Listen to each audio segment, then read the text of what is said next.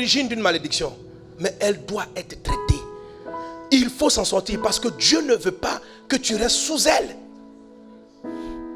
Dieu ne veut pas. Même dans le Nouveau Testament, Jésus en a tenu compte. Oui. Il y a une ville qu'on appelle Bethsaïda. Jésus voulait guérir un aveugle. Donnez-moi le texte. Marc chapitre 8, verset 22. Jésus arrive. La Bible dit se rendir à Bethsaïda. Dis-moi Bethsaïda. Et on amena vers Jésus un aveugle qu'on le pria de toucher. Regardez l'attitude de Jésus. Avancez, avancez. La com avancez. Verset suivant. Il prit l'aveugle par la main et le conduisit où? Donc le village, il va prier pour l'aveugle à Bethsaïda. Au lieu de prier pour l'aveugle, Jésus l'attrape par la main. Il dit sortons du village. Et là, il lui a mis la salive. Si vous lisez cette histoire, c'est la première fois où Jésus a prié 2 fois pour un malade. Mais quand ils sont sortis, ils étaient à côté du village. Et regardez, avance, avance, avance. Va le verset suivant. Continue, avance. Avance. Ah, c'est la deuxième fois que je dis. Maintenant, verset 26, lisons ensemble. Alors Jésus le renvoya dans sa main en disant, n'entre pas au village. Donc Jésus veut prier pour un aveugle. C'est comme si dans le village, l'aveugle ne peut pas être guéri. Il sort du village. Mais même parce qu'il est dans les environs, il y a un obstacle. Jésus prie 2 fois pour que l'aveugle soit guéri. Et il lui dit, quand tu retournes, comme tu es convalescent, il faut éviter le village là. Parce que ce village là combat tout ce qui est santé miraculeuse. Mais d'où vient ce problème? D'où vient le problème du village? Le problème de ce village, en fait, c'est une malédiction qui ne venait même pas de loin. C'est Jésus même qui avait maudit le village. Oui. En Matthieu 11, la Bible dit ceci. Jésus dit une parole. Il dit, malheur à toi, Chorazin. Malheur à toi, Bethsaïda. Car, il dit, malheur à toi, Chorazin. Malheur à toi, Bethsaïda. Car les miracles qui ont été faits au milieu de vous, si on les avait fait à Tyr et à Sidon, il y a longtemps qu'elles se seraient repenties. Donc Jésus avait fait des miracles et les gens avaient mal réagi. Et Jésus dit, bon, comme c'est comme ça là, même, c'est comme si peut-être il a dit, vous-même les miracles là, même vous ne les aurez plus. Vous me suivez? Alors, voulant à nouveau prier pour un malade dans l'environnement, il savait qu'il peut être guéri. Pourquoi? Parce qu'il y a une malédiction qui dit cette zone est anti-miracle.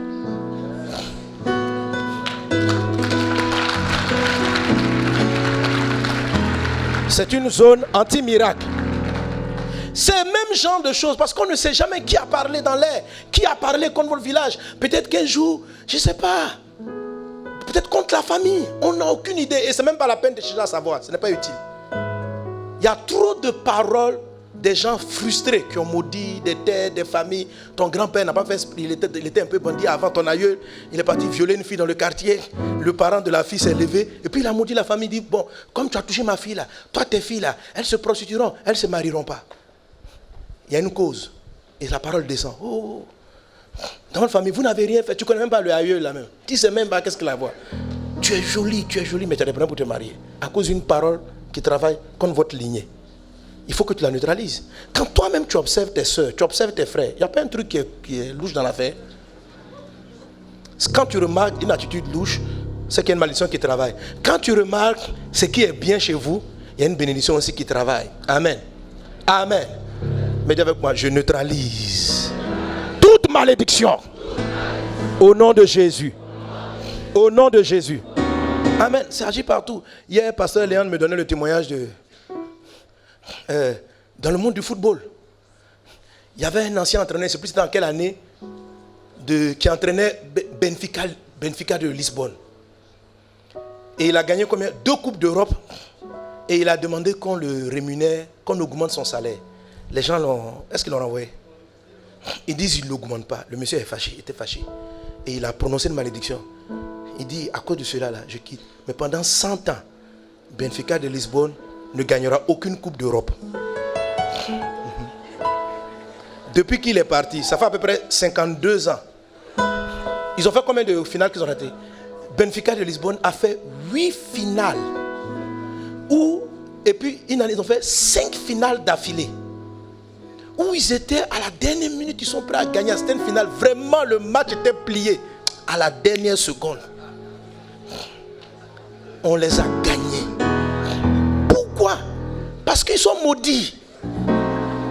Mais la malédiction sans... Frère, Dis à voisin, il ne faut pas jouer à les malédictions. Oui. Donc, quand tu m'as donné, j'ai commencé à lire l'article, on dit maintenant le président actuel, il dit, bon, il va faire une statue, il va essayer d'honorer le gars pour que... Le monsieur est mort il y a longtemps.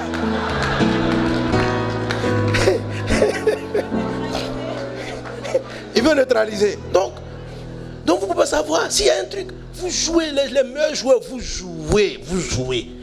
Tu joues. Mais, si la parole a été validée, parce qu'il y a une vraie injustice qui a été commise, elle est dangereuse.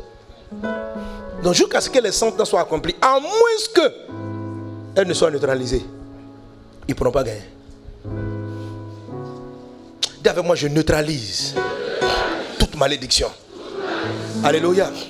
Donc déjà, ne sois pas effrayé. Parce qu'il y a une soeur qui m'a écrit. Elle dit, pasteur, quand tu as commencé à enseigner ça, moi j'ai l'impression que je suis maudit. Non. Ne prononce jamais le mot, tu es maudit. Je vais t'expliquer dans une des clés qu'un des aspects très importants, c'est de reconnaître la bénédiction et de confesser. En fait, les malédictions peuvent se noyer par un ensemble de bénédictions. Ne dis pas en toi, je suis maudit, ma vie est maudite, ma famille est maudite, ça ne sert à rien. C'est parce que tu fais un constat que ça va changer la chose. Ok, donc arrête de pleurnicher et puis commence à déclarer, je suis béni. La main de Dieu est sur moi, je suis béni. De la même manière qu'une malédiction est créée par une parole, elle est défaite par des paroles. Ok.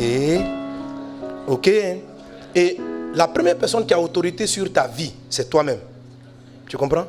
Comme c'est une autorité qui a le pouvoir de bénir ou de maudire, mais toi-même, même ton papa n'a pas plus d'autorité sur ta vie que toi. Tu comprends? C'est-à-dire que, même si tu as moins de puissance, par un ensemble, mais je t'expliquerai la clé. C'est un des aspects. C'est juste, tu constates quelque chose et puis après tu traites avec le sujet. Mais il ne faut pas faire comme si le truc n'existe pas et puis tu vas vaquer à tes occupations et ça va te combattre pour rien. Dieu n'a pas envie que Dieu t'a béni. Si tu as cru en Jésus, tu es béni. Dis-moi, je suis béni. Même si tu es dans les prédits, je suis trop béni même.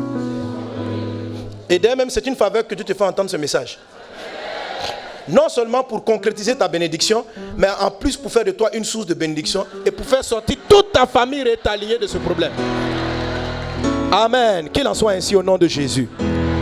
Alors, pour comprendre ce que c'est que, pour neutraliser les malédictions, et spécifiquement la malédiction de l'abaissement qui pèse sur la race noire, donc ça c'est ça, en dehors de celle-là, il peut y avoir d'autres paroles aussi qui ont été prononcées pour dire vous serez toujours ambassadeur en plus de Cana et couche là. Peut-être qu'il y a des parents, des aïeux qui ont ajouté encore pour eux là-dessus. C'est-à-dire que même donc dans ma famille, les gens sont esclaves, des esclaves, de l'esclave, de l'esclave. Mais quel que soit l'endroit où on t'a enfoncé, la main de Dieu, le Dieu qui permet à ce que tu entendes cette parole, est sur le point de te prendre de ce fossé et de t'amener au sommet au nom de Jésus. Au nom de Jésus. Au nom de Jésus. Au nom de Jésus. Au nom de Jésus. Amen. Alors, comment, pour pouvoir neutraliser la malédiction, il faut savoir comment est-ce qu'elle fonctionne. Tu vas savoir qu'un des premiers aspects pour neutraliser les malédictions, c'est la sagesse. Donc on appelle ça du serpent. Mais avant cela, il faut comprendre comment elle fonctionne pour savoir comment tu vas utiliser cette sagesse-là. Parce que tu vas la recevoir. Et le rendez-vous des champions les mercredis, je prie pour qu'on reçoive l'onction, le revêtement qui brise le joug. Une malédiction est comme un joug. Et l'onction brise le joug. Alors comment fonctionne la bénédiction ou la malédiction? Pour savoir cela, on va aller observer la toute première bénédiction dans la Bible. Amen. Et on va voir quels ont été leurs effets. Et une fois qu'on observe l'effet de la bénédiction, on peut comprendre comment la malédiction agit. Alléluia. La première bénédiction qui a été prononcée par Dieu, il l'a prononcée en faveur des animaux et en faveur des hommes. C'est la bénédiction de la fécondité. Au verset 22 de Genèse 1, il a dit Dieu a. Et qu'est-ce que la bénédiction a dit? Soyez féconds, multipliez, remplissez la terre, etc. Amen. Donc Dieu a béni les animaux en les rendant féconds. Donc le fait d'être fécond, de pouvoir procréer, de pouvoir avoir des enfants, ça vient d'une bénédiction. Est-ce qu'on est ensemble? Ça c'est pour les animaux. Pour les hommes, au verset 28, Dieu dit ceci. Dieu dit, voici je vous donne. Non, pardon. Verset 28, Dieu les... Là c'est Adam et Ève cette fois-ci. Et Dieu leur dit, soyez, multipliez, remplissez la terre et l'assujettissez et dominer sur les poissons de la mer, sur les eaux du ciel, etc. Pour les premiers animaux, il n'y a pas assujettissement et domination. Dieu dit soyez féconds, multipliez, remplissez. Mais pour l'être humain, fécond, multiplication, remplissage, assujettissement, domination. Amen. Ok.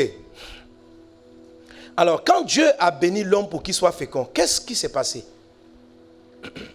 Être fécond, ça veut dire quoi? Avoir des enfants, non? Ça veut dire procréer.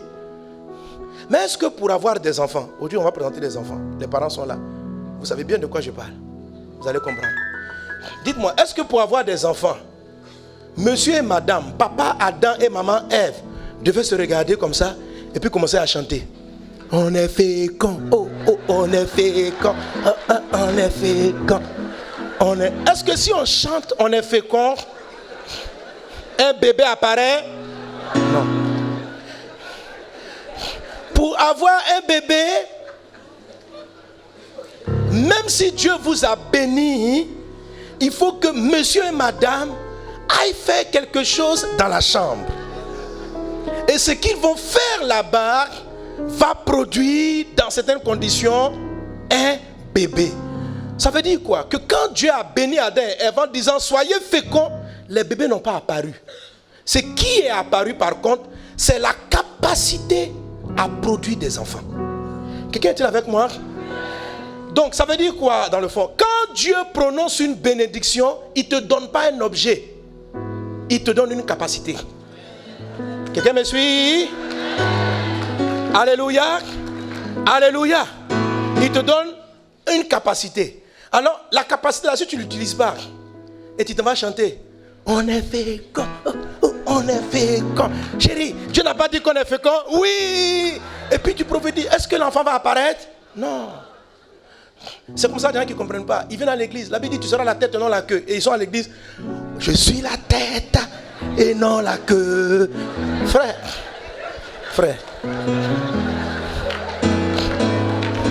Alléluia. Dieu a béni, Dieu dit, je ferai de toi la tête et non la queue. C'est une bénédiction aussi. Donc cette bénédiction-là, elle crée une capacité. Mais si tu viens à l'église tous les jours, tu chantes, je règne en Jésus, je règne en Jésus. Frère, tu ressembles à un monsieur qui regarde sa femme dans la chambre. Nous sommes féconds, nous sommes féconds. Et puis ils sont là, à un moment donné, ils se réveillent et disent, mais depuis là, je ne comprends pas. Pourquoi nos amis ont des enfants, nous on n'en a pas? Oh, nous aussi, Dieu nous a bénis. Il a dit, soyez féconds. Mais on n'a pas d'enfants. Pourquoi? Si tu vas rencontrer même un enfant, il va vous gifler. Pour dire que quand Dieu vous a béni, là, l'enfant n'apparaît pas comme ça. Il y a des choses à faire. Ça veut dire quoi? Il a créé le système de reproduction. Donc chaque bénédiction s'accompagne d'une capacité. Quand Dieu dit, par exemple aux Juifs, vous serez la tête. Einstein est la tête des scientifiques. Est-ce qu'il s'est arrêté comme ça dans sa chambre un jour et on dit, c'est toi le plus grand scientifique? Non. Il a eu une capacité de réfléchir, de comprendre les sciences, de comprendre certaines choses. Toute bénédiction te rend capable de faire quelque chose. Maintenant, cette chose-là, il faut la faire pour que ça marche. Amen. Alléluia. Voilà. Si Dieu te dit, je te bénirai, tu auras des véhicules, ce n'est pas dit que les voitures vont apparaître. Ça veut dire qu'il te rend capable d'avoir des idées pour créer des maisons et avoir. Mais si tu restes assis en train de chanter, j'aurai des maisons. Quand le pasteur dit, recevez des villas, je reçois. Ce que tu as reçu, ce n'est pas une maison. Ce que tu as reçu, c'est une capacité. Donc, il faut rester là. Viens encore dimanche prochain, je reçois. Dimanche d'après, je reçois. L'autre dimanche, je reçois. 4 ans vont s'écouler. Tu ne vas pas dire, et même moi tu as dit, je suis fatigué à l'église, là, on reçoit, mais on ne voit pas. Mais on ne peut pas voir, si on ne comprend pas qu'une bénédiction, c'est une capacité. Alléluia. Est-ce qu'on est ensemble? La deuxième chose dans une bénédiction, ce n'est pas seulement une capacité, il faut un autre élément qu'une bénédiction apporte. Une bénédiction, quand Dieu la prononce, elle donne aussi une opportunité. Dis avec moi opportunité. Oui, un homme peut être fécond, ça veut dire il peut être puissant. Une femme peut être, comment on dit qu'une femme féconde. Voilà, un homme peut être viril, une femme peut être féconde. Mais Dieu a fait en sorte que il y a un temps pour tout. C'est-à-dire, il y a un cycle chez la femme qui détermine le moment où elle sera féconde. Donc la bénédiction soyez fécond a aussi créé non seulement comment dirais-je, l'appareil reproductif, mais a aussi mis à l'intérieur une opportunité, un cycle favorable à la fécondité. C'est ce qu'on appelle une opportunité. Quelqu'un est avec moi. Donc quand Dieu te bénit, non seulement il te donne une capacité, mais il te donne aussi il te donne des opportunités. Alléluia. Parce que sans l'opportunité, ça revenait dans le cadre de la bénédiction de soyez fécond, c'est comme la stérilité. C'est quand vous voyez par exemple une femme atteint la ménopause, le cycle menstruel s'arrête. Dès cet instant-là, même si l'appareil reproducteur est là, il ne peut pas avoir d'enfant. Pourquoi? Parce que quand Dieu les a bénis, il n'a pas simplement donné l'appareil de reproduction, il a aussi donné le cycle pour que la fécondité prenne place. Amen. Que Dieu t'accorde des cycles d'opportunités dans le nom de Jésus. Des cycles d'opportunités dans le nom de Jésus. Alléluia. C'est-à-dire quoi? Quand Dieu prononce sur ta vie, je fais de toi la tête. C'est-à-dire qu'à un moment donné, dans des cycles de saison, il va créer des faveurs qui te conduisent au sommet. Oui. Il va créer des rencontres. De la même manière que le sperme vient rencontrer l'ovule et ça donne le bébé. Il va créer des rencontres. Il va créer des rencontres d'opportunités. Amen. C'est comme si vous voyez quelqu'un, Dieu vient et puis Dieu lui dit, je te donne l'intelligence, tu vas jouer au football comme Neymar, comme Ronaldo. Et puis tu prends cette bénédiction, c'est une capacité. Mais si tu es caché derrière Zonyen, dans un village, tu vois, même à Zonyen, même l'opportunité peut arriver. Mais tu peux être dans un endroit où jamais l'ovule, jamais quelqu'un ne vient à la rencontre de ton don. Et si tu peux être le gars le plus intelligent, si jamais personne ne vient à la rencontre de ton don, tu ne peux pas être propulsé. N'est-ce pas, c'est pas ça? Donc on a beaucoup de gens qui sont talentueux, beaucoup de gens qui ont peut-être eu la même intelligence qu'Einstein. Il y a beaucoup de gens qui pourraient plus jouer au ballon comme Neymar, mais qui n'ont jamais eu l'opportunité de Neymar. Donc quand Dieu te bénit, il engendre aussi l'opportunité. Mais l'opportunité arrive de manière cyclique. Il y a toujours un cycle, l'opportunité. Ce n'est pas une opportunité perpétuelle. Amen. Alléluia. Alors les gens bénis, ils sentent la bonne occasion.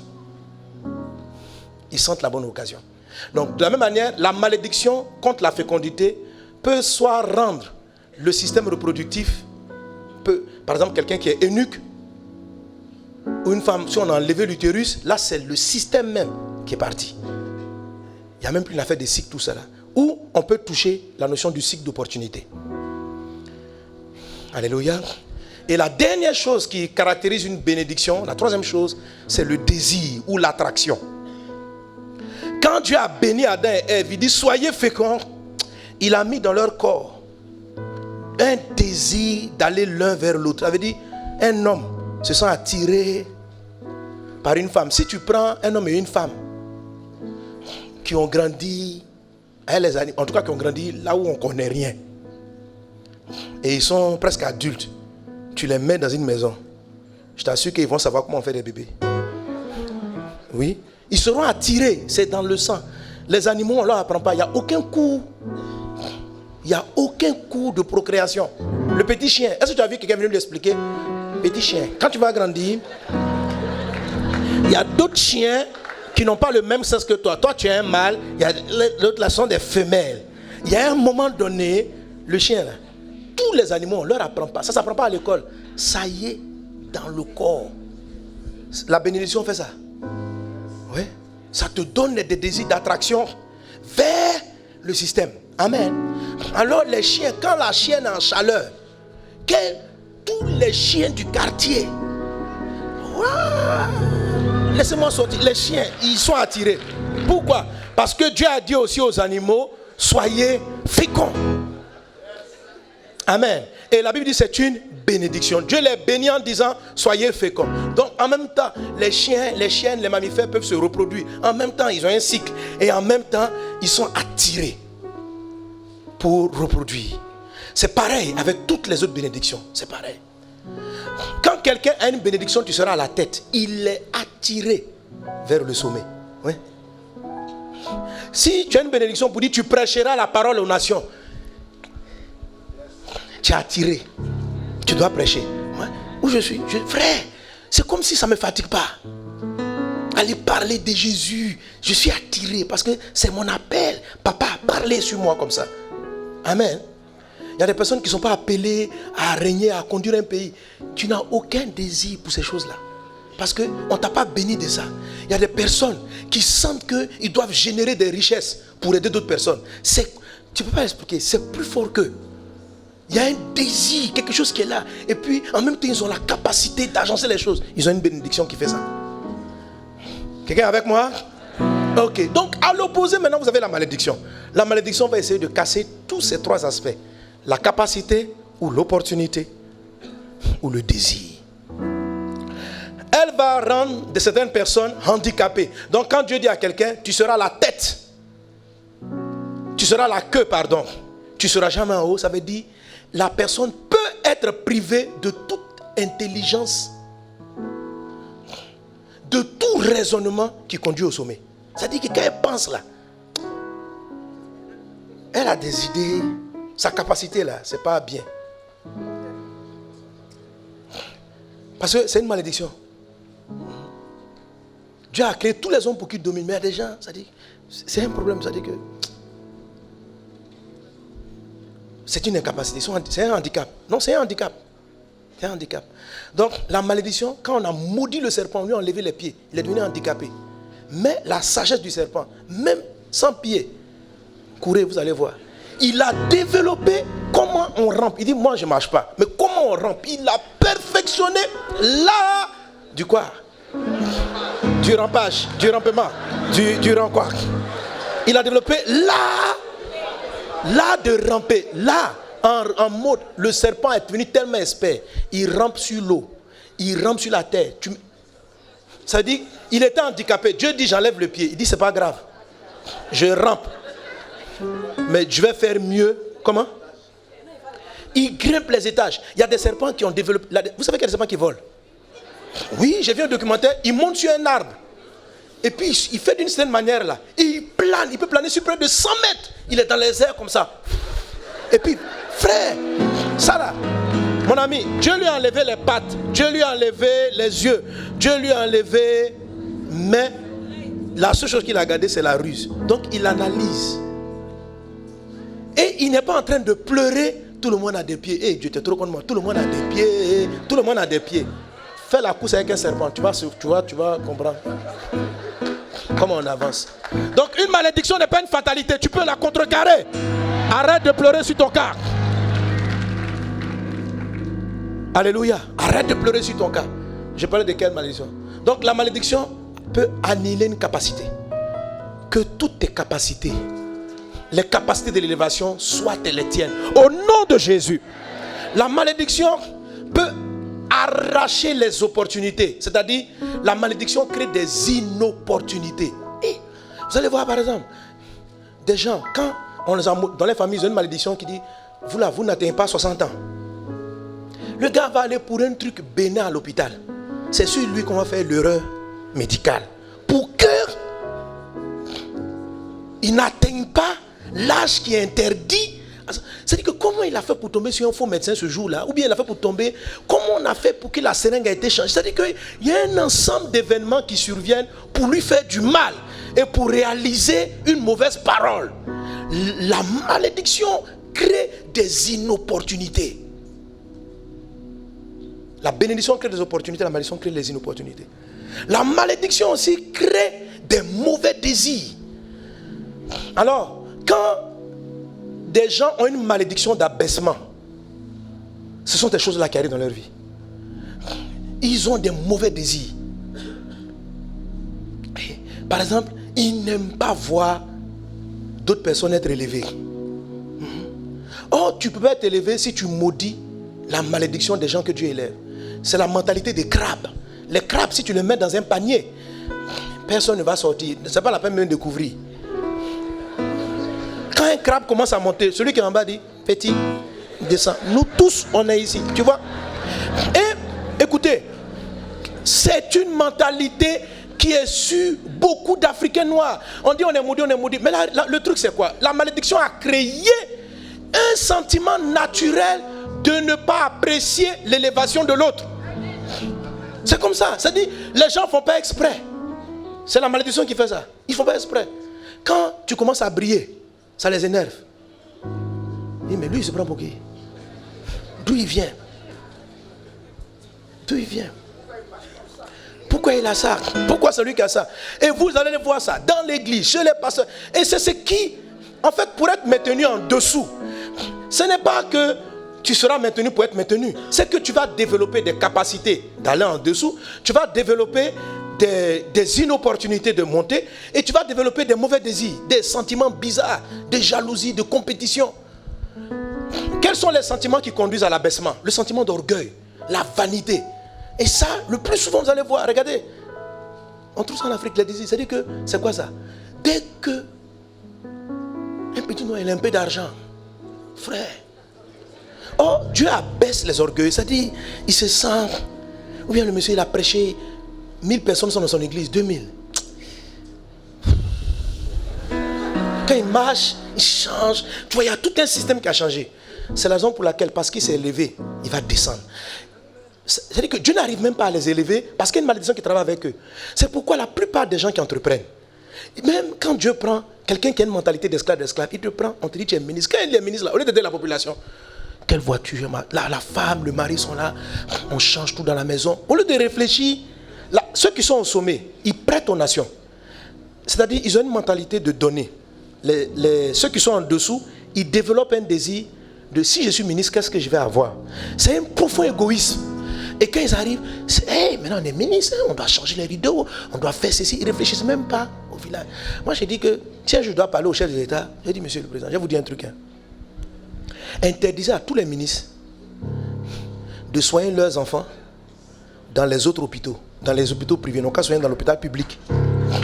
Vous allez voir que le ministre de la Santé, mais la main va travailler sur les hôpitaux publics. Parce que chacun sait où il va faire soigner ses enfants, que les pauvres sont là-bas. Toi-même, tu es ministre de l'Éducation. Pourquoi tes enfants ne sont pas dans le système public? Pourquoi ils sont au privé? Parce que toi-même, tu sais que le public n'est pas bien. Maintenant, ce n'est pas bien là. Il faut l'améliorer. Mais les personnes ne peuvent pas. C'est-à-dire, les sentiments qui sont développés sont compliqués. C'est compliqué et c'est propre à tous ceux qui ont une forme de malédiction pareil. On ne fait pas exprès. Les Africains ne font pas exprès pour faire le malin. Ils ne font pas exprès.